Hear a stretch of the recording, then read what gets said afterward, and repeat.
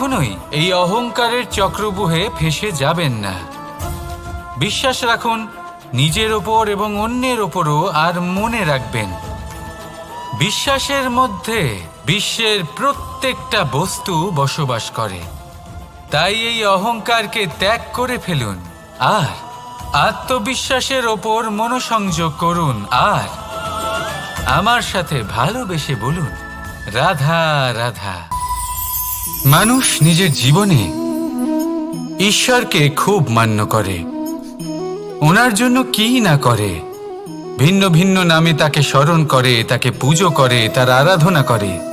সে জানে যে ঈশ্বর তাকে শক্তি অবশ্যই দেবেন, তাকে সাহায্য অবশ্যই করবেন। কিন্তু যখন প্রশ্ন আসে গুরু এবং ঈশ্বরের, তখন গুরুর মান কখনো কম হওয়া উচিত নয়। কারণ সত্যি বলতে কি, গুরুই হলেন সেই সিঁড়ি যা বেয়ে আপনি ঈশ্বরের কাছে পৌঁছানো